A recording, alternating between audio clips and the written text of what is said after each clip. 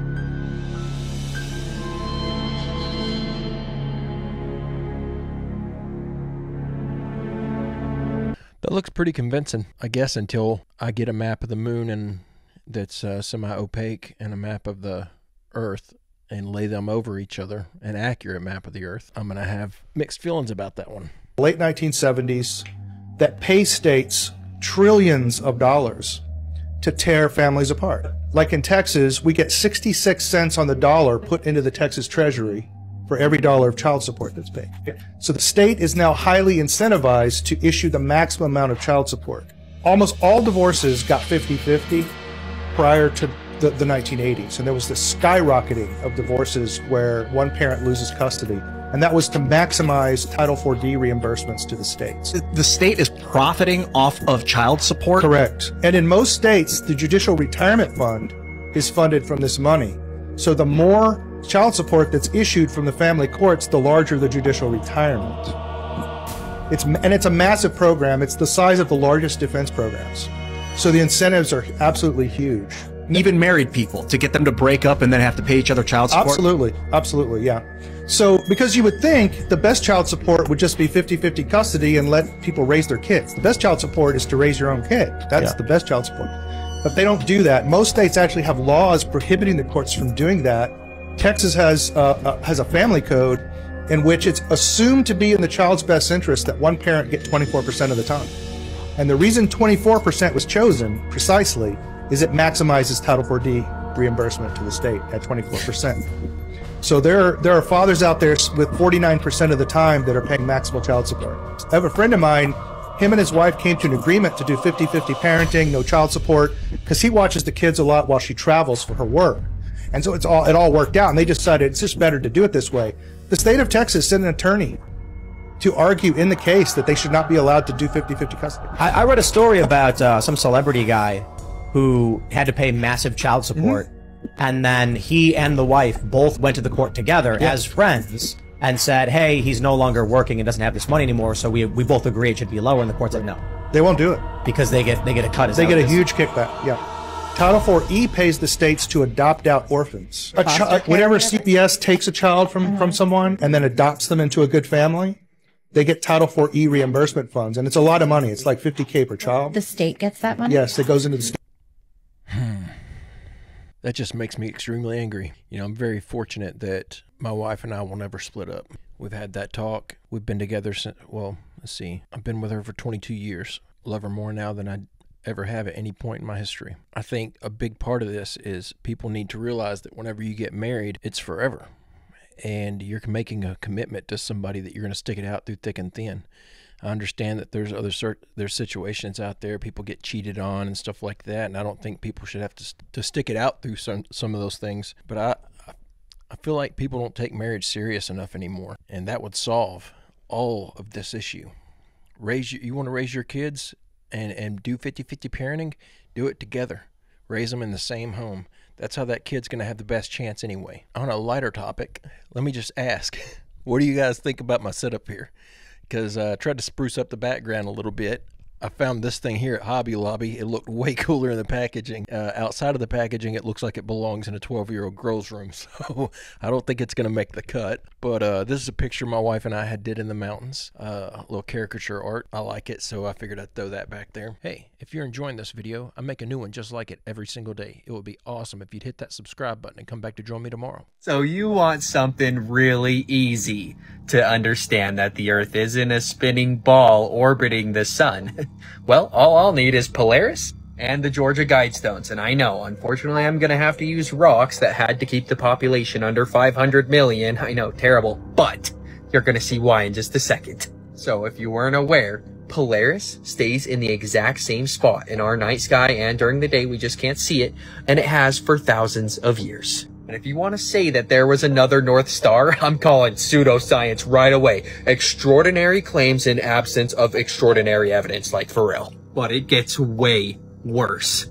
Not only does Polaris stay in the exact same location in the sky, the Georgia Guidestones had a hole drilled into it that sat on Polaris 24/7, every single day and night. How is that possible if we're doing this?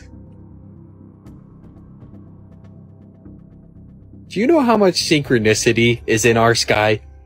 The sun goes around the level plane that we live on every 24 hours to create day. The moon phases to create months. The stars realign in the exact same location every single year, once a year. Same thing with the Orion belt. It aligns above the pyramids in Giza every year, once a year. I want you to just look at this and think, would there be any synchronicity in the sky if we were actually on a ball doing this?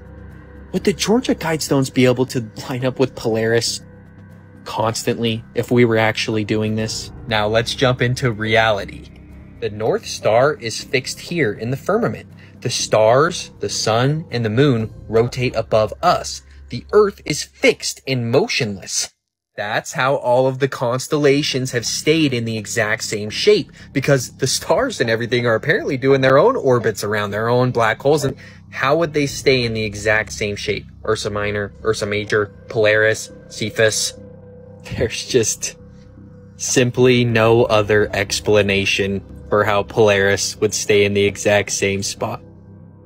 You'll see the trails when they get farther away from the North Star, they get longer. It's because they're all fixed in the firmament, doing a circular motion over our head. Everyone thinks that the luminaries in the sky are a good proof that the Earth is a ball, but I'd say otherwise. I even searched Constellation's Earth model, trying to figure out how you guys believe this works, and the first picture that pops up is a flat Earth. This one doesn't convince me yet. I'm still not on the flat Earth train. I find these videos fascinating, so I'm going to keep watching them. But what he is saying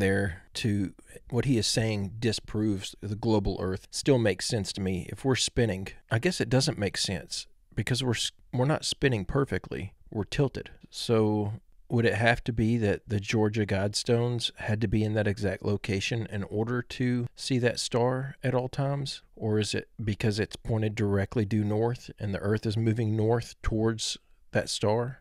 It's directly in front of Georgia. I don't know.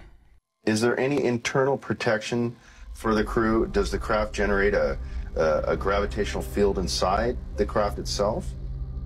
Well, the craft generates its own gravitational field. Being inside that field essentially doesn't shield you, but essentially you're in, and this is a terrible way to say it, almost in a different realm, because you're now influenced only by that gravitational field. For instance, people wonder how a craft like this can make a turn at such high speed, a 90-degree turn, when they would imagine people slamming up against the wall or something to that effect. Well, that really wouldn't happen. Inertia would have no effect. You're in a distortion, and don't forget that gravity distorts time and space, so really nothing is going to influence you while you're in there. Describe the gravity amplifiers for us and some of their different operating configurations. There are 3 amplifiers. The craft can operate on a single one, can lift off the ground. I don't know why that video was cut short there, and he doesn't go on to describe the other 2. Bob Lazar, anything that he has to say about UFO technology and stuff, I hang on every word. I totally believe that the guy's legit. He's held his story straight for 30 plus years, so it's hard to do that whenever you're telling a fabrication. The fact that over a dozen states in the U.S. are filled with dinosaur fossils buried under heaps of mud also attests to the flood.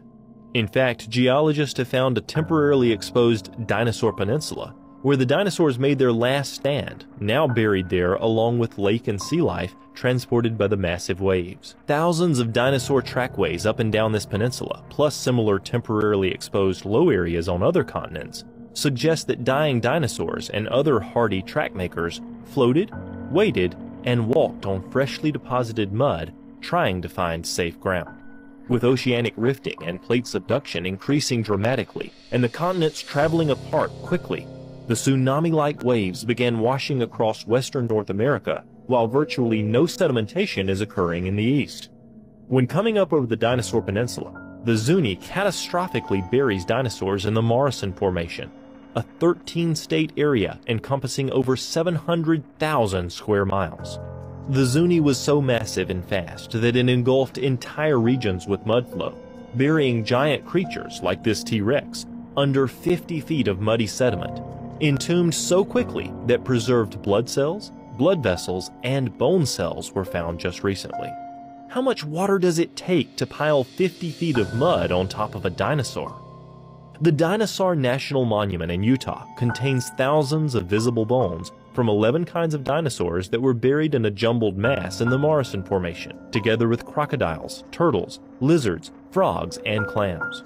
What type of event would it take to bury all these different land animals with millions of clams?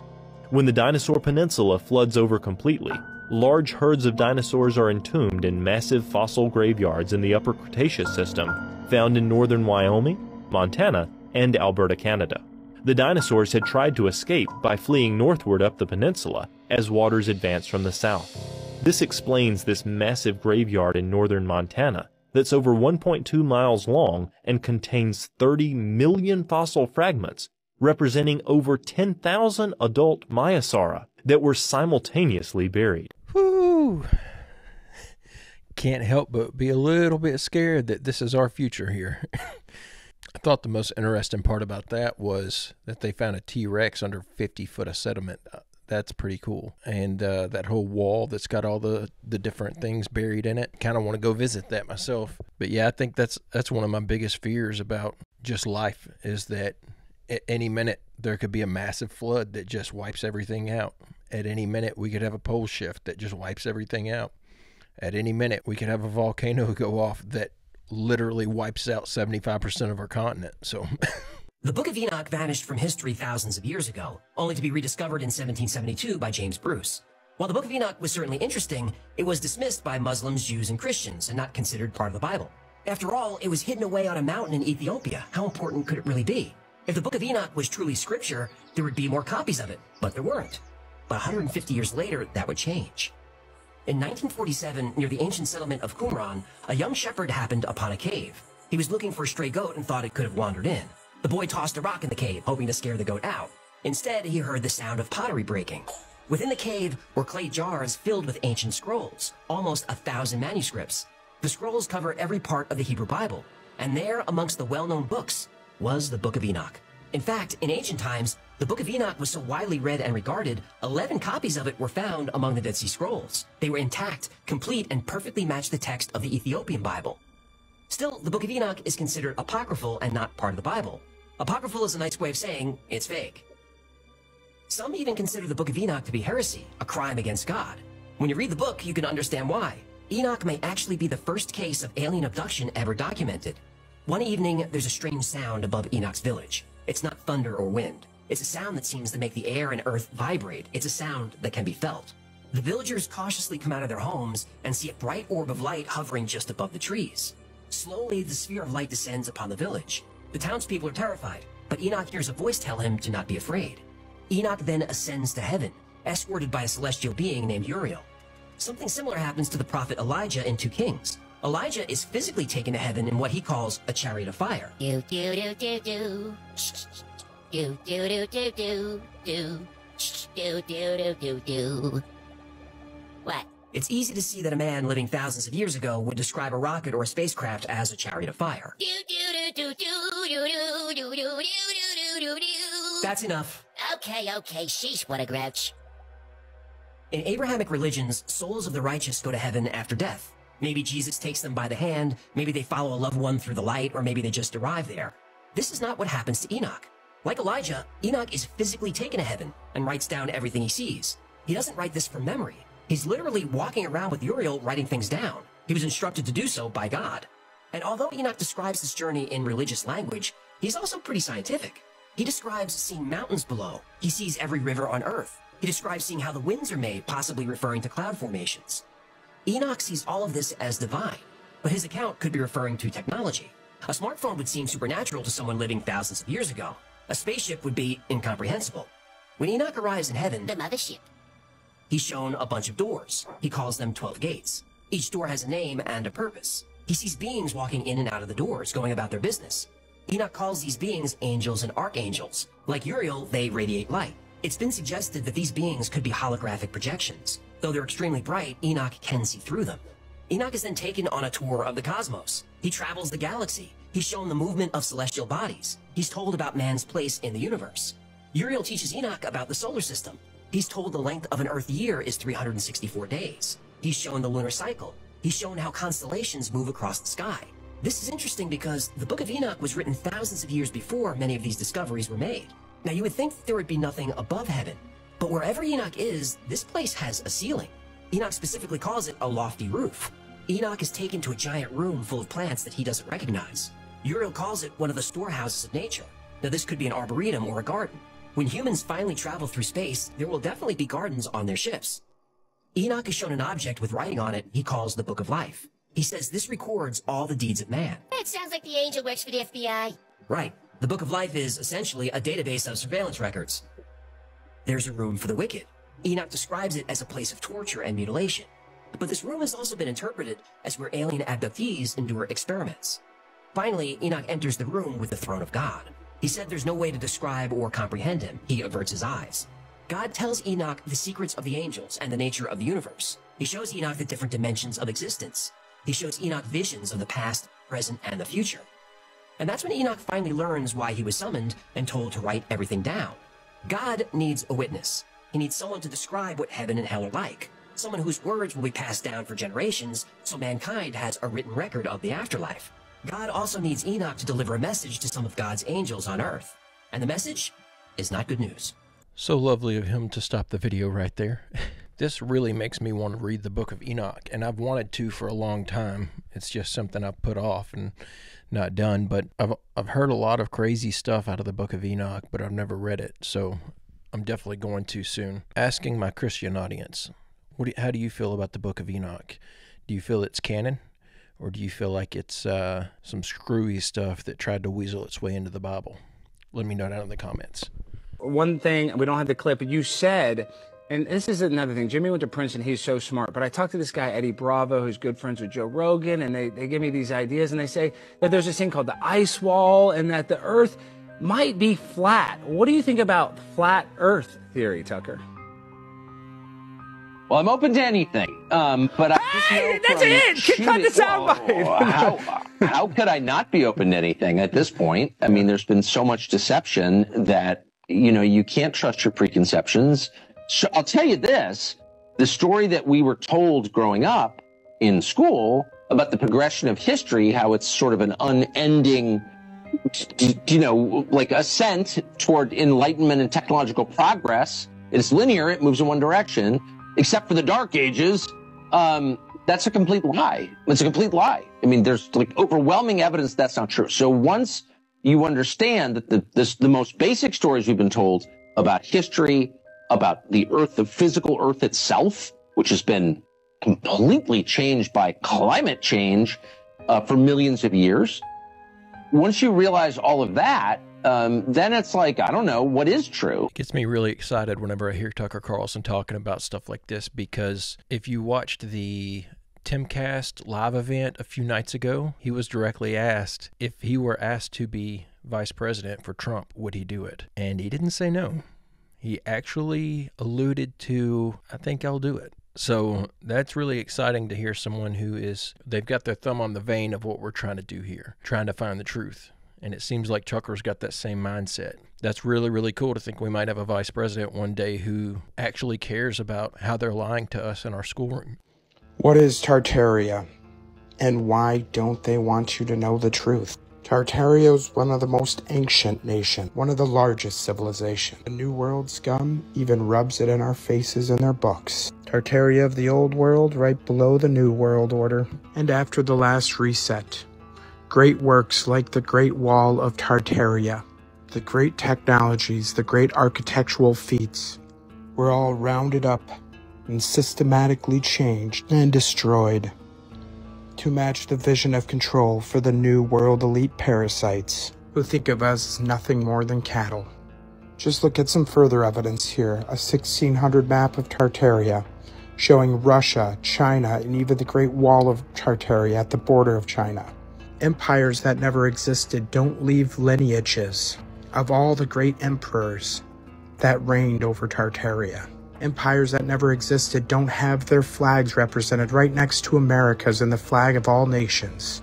It's no surprise New World Russia's flag shows them trampling over the Tartarian flag. And of course the US government and CIA, the attack dog of the New World elites, had their hands in it. That's why if you want to see those NPCs turn into full Agent Smith mode, just mention the word Tartaria and watch how angry it gets them. They'll tell you it's nothing more than a placeholder, like you just told them you had infidelities with their wife. You have to wonder what these world governments are trying to cover up. Does a civilization that never existed have a written language documented? True history deserves to be remembered and deserves to be preserved, and I will do my best on this channel to make those possible and to continue questioning everything, friends. Until next time. The more I watch of this Tartaria stuff, the more I'm starting to think that there might be something to it. You know, you get online and you try to do some research, and most of what you find just says that Tartaria or Tartary was a blanket term used to describe a vast area that they didn't have a lot of knowledge on. But they had enough knowledge that we have a written documentation of their language. If we can understand their language, we can understand anything about them. All we got to do is read their books, their newspapers. Was Aldrin trying to get back into our creator's good books? Let's look at the photo. You say that's me? Okay, check out the name badge. It says Aldrin. Looks like you're right.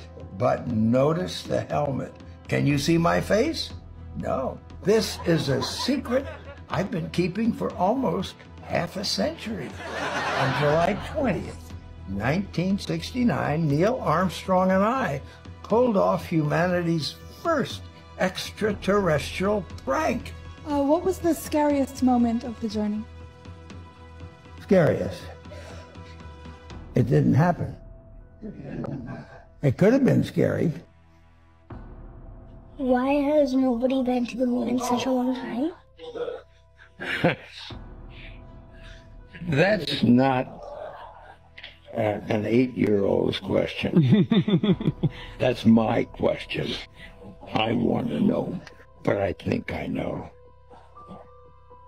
Because we didn't go there, and that's the way it happened. And if it didn't happen, it's nice to know why it didn't happen, so in the future, if we want to keep doing something, we need to know why something stopped in the past that we wanted to keep it going. Money is a good thing. If you want to buy new things, new rockets, instead of keep doing the same thing over, then it's going to cost more money. And other things need more money too. So having achieved what the president wanted us to do, and then what thousands, millions of people in America and millions of people around the world. You know, when we toured around the world after we came back, the most fascinating observation was signs that said, we did it. Not just us, not just America, but we, the world, different countries. They felt like they were part of what we were able to do. And that made us feel very good.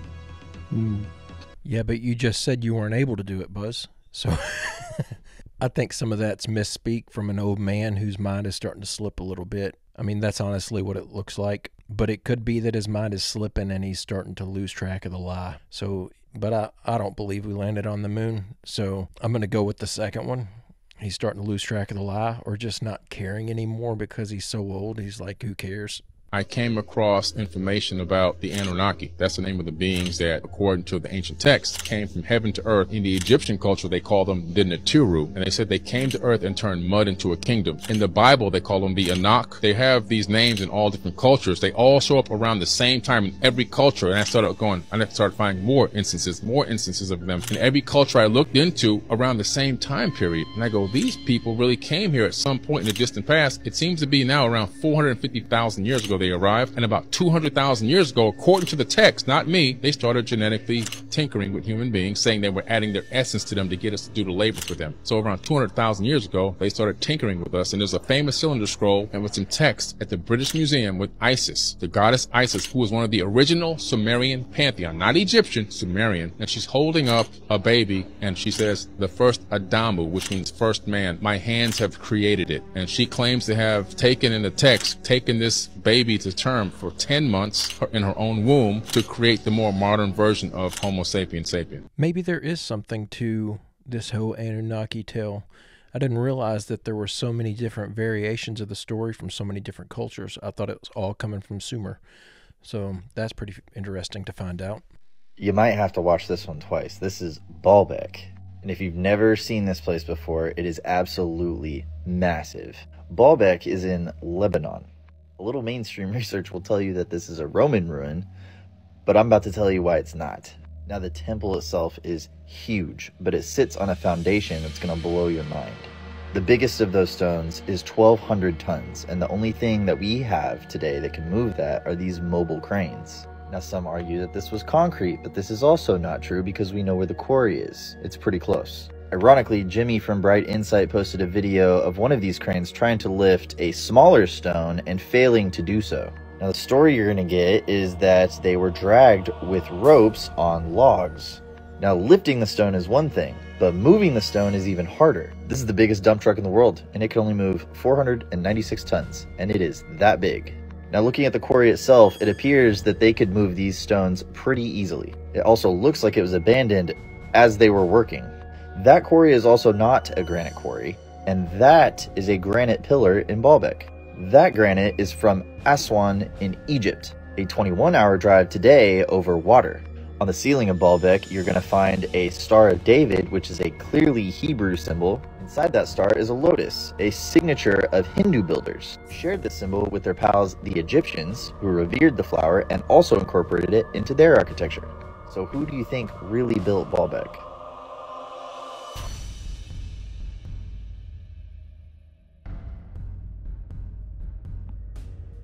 Another interesting lost civilization thing. I genuinely think that all these heavy stones and stuff were moved using sound frequencies. The more that I learn about sound frequency and what its capabilities are, I think that's how the pyramids were built. I think that's how all these old temples and things were built, how they moved all these heavy rocks and everything, how they moved all these boulders. I think that they were just as advanced as we are, only they had different types of technology. They were messing with sound frequencies and stuff instead of electricity like we were. They probably didn't have to mess with electricity. They had free energy probably, and that's what all these temples and everything are. It's speculation, of course, but I mean, that stuff was erected for something, right? Well, guys, that's the end of this video. I hope you enjoyed the clips that I put together for y'all today. Let me know what you think about the new background, if you think it's as dumb as I think it is. And come back tomorrow and catch me in the next one. Have a fantastic day. I'll see you tomorrow.